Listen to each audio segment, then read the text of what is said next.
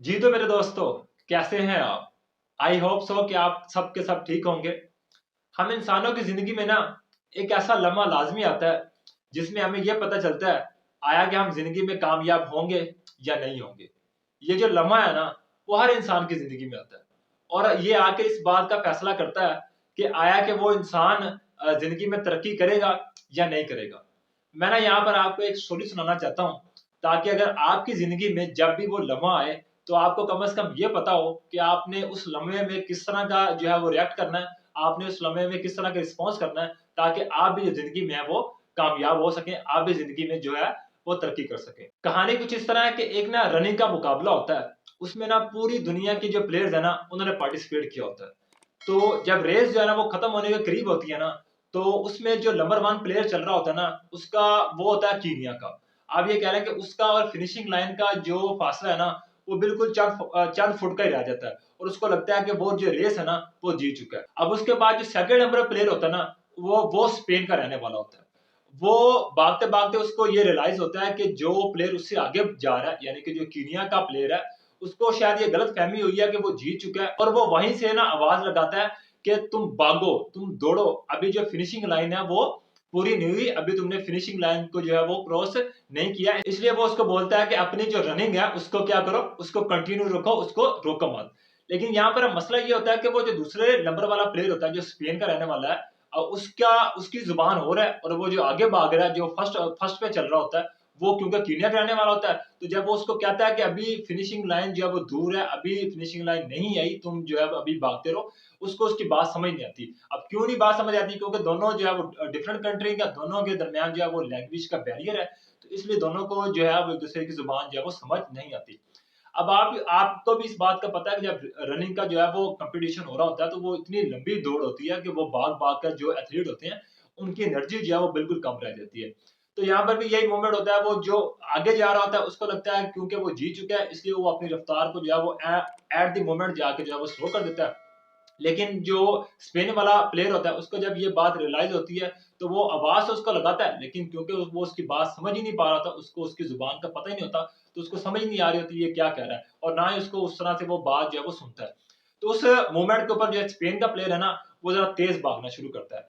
वो तेज़ भागते-भागते ना बिल्कुल उसके करीब पहुँच जाता है। अब उसके करीब भी पहुँच जाता है और फिनिशिंग लाइन जो है ना, वो भी उससे बिल्कुल आप कह लें कि 2 कदम के फासले पर होती है। अब आपको ये लग रहा होगा कि ये जो कहानी मैं सुना रहा हूँ, उसमें ऐसा है कि वो जो फर्स्ट पे जा रहा था, वो स्लो हो गया और सेकंड वाला जो है वो तेज़ भागकर वो जो रेस है वो जीत जाता है। लेकिन इस कहानी में इस तरह नहीं है। इस कहानी में ये होता है कि जो दूसरे नंबर वाला प्लेयर है ना, यानी कि जो स्पेन का रहने वाला है, जब वो उसके करीब पहुँचता है ना, तो वो उसको धक्का देकर जो है ना, वो फिनिशिंग लाइन क्रॉस करवा देता है और जो कीनिया का प्लेयर है, जो पहले नंबर 1 पे जा रहा होता है, वो जीत जाता है। अब आपको भी यही अब बेसिकली होना तो ये चाहिए था कि क्योंकि अब दूसरा प्लेयर भी उसके करीब पहुँच गया है, वो चाहता तो वो खुद भी जीत सकता था। लेकिन वो खुद नहीं जीता और उसने वो जो कीनिया का प्लेयर है उसको जितवा दिया। अब जब उसने ये कर दिया ना, तो पूरा का पूरा जो स्टेडियम जिसमें आप कह लें कि क्राउड ही क्राउड भरा हुआ था। अब वो देख रहा था कि ये क्या हो गया? क्योंकि इस तरह की कोई भी चीज़ दुनिया में पहले कभी भी नहीं हुई थी कि एक जो प्लेयर है उसने धक्का देकर दूसरे प्लेयर को जो है वो जितवा दिया हो। तो तमाम जो क्राउड है ना उसने जो स्पेन का प्लेयर है उसके हक में आप कह लें कि नारे भी लगाए, उसके लिए ठीक-ठाक जो है वो क्लैपिंग भी हुई।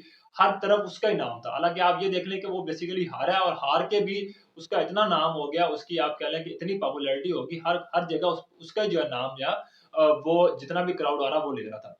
अब आपको ही पता है कि जब इस तरह के मुकाबले होते हैं उसके बाद फिर एक प्रेस कॉन्फ्रेंस होती है, उसमें जो डिफरेंट सहाफ़ी जितने भी आए होते हैं वो या डिफरेंट चैनल के जो भी रिपोर्टर आए होते हैं, वो आके वो जो प्लेयर जीता है उससे भी क्वेश्चन्स करते हैं और जो प्लेयर हारता है उससे भी क्वेश्चन्स करते हैं। तो एक जो सहाफ़ी होता है ना, वो स्पेन के उस प्लेयर से पूछा कि तुमने ऐसा क्यों किया? तो स्पेन का प्लेयर कहता है कि ये मेरा ड्रीम है कि हम एक ऐसा मुआशरा बनाएँ जिसमें हम किसी दूसरे को इसलिए धक्का दें ताकि वो जीत सके। अब आप देखें ना कि उसने कितना कमाल जवाब दिया था। लेकिन यहाँ पर ना मैं आपको एक बात बताऊँ, ये जो सहाफ़ी होते हैं ना, ये जो रिपोर्टर होते हैं ना, इनके अंदर एक अजीब किस्म की ख़्वाहिश होती है कि जब तक अगले बंदे से जो बात ये चाहते हैं, जो जवाब ये चाहते हैं, ये उससे निकलवा नहीं लेते, तब तक ये क्वेश्चन्स के ऊपर क्वेश्चन्स करते रहते हैं। तो जब उसने उसको जवाब दिया ना, उसके बाद उसने उससे दोबारा सवाल किया। उसने कहा कि तुमने कीनिया के प्लेयर को ही क्यों जीतने दिया? तो फिर वो जो स्पेन का प्लेयर है ना, वो उसे कहता है कि मैंने उसको नहीं जीतने दिया। ये जो गेम थी, ये जो रेस थी, ये उसकी थी, वो शुरू से ही नंबर 1 चलता हुआ आ रहा था, मैंने तो ऐसा कुछ भी नहीं किया।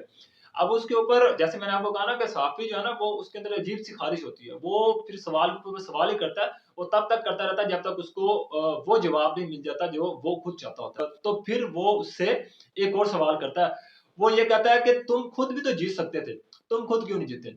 वो फिर उसको कहता है कि वो जो कीनिया का प्लेयर है वो जीत रहा था, तो मैं उसको धोखा देकर या मैं उसके साथ जो है वो फ्रॉड कर अगर मैं खुद भी जीत जाता, क्या मेरा ज़मीर जो है वो मुझे इस बात की इजाज़त देता? क्या मेरा ज़मीर सारी ज़िंदगी मुझे इस बात पे मलामत ना करता कि तुमने चीटिंग की है? फिर साफ़ी को जाके ना ज़रा यकीन होता कि यार अब इसने जो है वो बात सही की है। तो ये जितनी भी स्टोरी मैंने आपको सुनाई है, इसको आपको बताने का मकसद ये है कि इस तरह का जो मौका है ना, वो हम सबकी ज़िंदगी में आता है। जहाँ पर हमें ये लगता है कि यार अगर हम किसी दूसरे इंसान के साथ चीटिंग करके ना या उसको धोखा देकर हम जीत सकते हैं। अ, उस उस लम्हे के ऊपर ना ऐसा होता ज़रूर है कि आप उसके साथ अगर चीटिंग करते हैं, आप उसके साथ अगर कोई बेईमानी करते हैं, तो आप जीत जाते हैं। लेकिन आपकी वो जो जीत होती है ना, आपकी वो जो कामयाबी होती है, वो वक़्ती तौर पर होती है, वो शॉर्ट टर्म होती है। आप वक़्ती तौर पे तो जीत जाते हैं, लेकिन लॉन्ग टर्म में आपको उसका इतना नुकसान होता है कि लोग जो है ना, वो फिर उस बंदे की कहानी को पढ़कर, उस बंदे की कहानी को सुनकर, उसके साथ बाद में जो कुछ होता है, वो फिर पनाह माँगते हैं। तो बात करने का मकसद यही है कि जब भी आपके साथ कभी इस तरह का कोई मोमेंट आए जहाँ पर आपको ये लगे कि आप किसी दूसरे बंदे के साथ चीटिंग करके जीत सकते हैं, तो खुदारा वहाँ पर उसके साथ चीटिंग जो है वो मत करें। हो सकता है कि उस बंदे को ये बात ना रियलाइज़ हो कि इसने मेरे साथ चीटिंग की है, लेकिन अल्लाह तो देख रहा है ना। और इस तरह के मोमेंट में आपने भी अपने इर्द-गिर्द, आपने भी अपनी जो सराउंडिंग्स हैं, उसमें ये देखा होगा कि वो बंदा जो चीटिंग करता है, वो वक़्ती तौर पे तो जीत जाता है, लेकिन आगे जाके उसको नुकसान होता है। लेकिन वो बंदा जिसके साथ चीटिंग हुई होती है, वो वक़्ती तौर पर तो उसको ऐसा लगता है जैसे मैं हार गया हूँ यार, मेरे साथ जो है वो इतना कुछ हो गया है। लेकिन आप ये देखते हैं कि आगे फ्यूचर में जाकर वो बंदा जिसके साथ चीट हुआ होता है, बहुत ज़्यादा जो है वो कामयाब होता है। तो ये कुदरत के कानून है, कुदरत बाज़ दफ़ा अच्छा अभी ये इसके पीछे भी एक लॉजिक है, होता क्या है कि जब इस तरह का मूवमेंट आता है ना, आपका जो जब भी आप हम इंसान जब भी कोई चीज़ गलत करने लगते हैं, तो हमारा जो ज़मीर है ना, वो हमें सिग्नल देता है। वो हमें एक आवाज़ देता है कि नहीं ये काम जो है तो तुम गलत कर रहे हो। तो अगर आप उस मोमेंट के ऊपर अपने ज़मीर की जो आवाज़ है, उसको सुन लें और आपको उसको सुनने की प्रैक्टिस हो, तो फिर इस तरह होता है कि जब आपके साथ कभी इस तरह का मूवमेंट आता है ना, जिसमें आपको लगता है यार मैं चीट करके अब कामयाब हो सकता हूँ या मैं चीट करके ये चीज़ अचीव कर सकता हूँ। तो अगर आपको अपने ज़मीर की आवाज़ सुनने की प्रैक्टिस होगी ना, तो फिर तो आप बच जाएँगे। लेकिन अगर आपको उसकी आदत ही नहीं हुई, तो फिर आप उस लम्हे के अंदर ऐसा बुरी तरह फँसेंगे कि लोगों को फिर आप पे तरस भी आएगा, लोग पनाह माँगेंगे, लोग अल्लाह से माफ़ी माँगेंगे कि कहीं उनके साथ जिस तरह का मूवमेंट है, वो ना हो।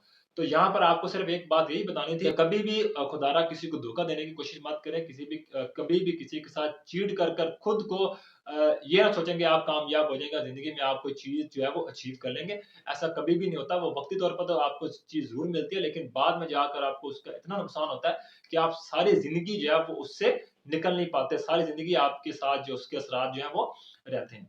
तो ये एक आज की बात थी जो मैं आपके साथ शेयर करना चाह रहा था।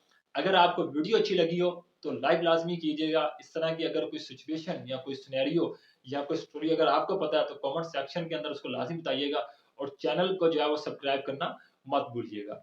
अपना बहुत ख़्याल रखें। अगली वीडियो तक मुझे इजाज़त दें। अल्लाह हाफ़िज़।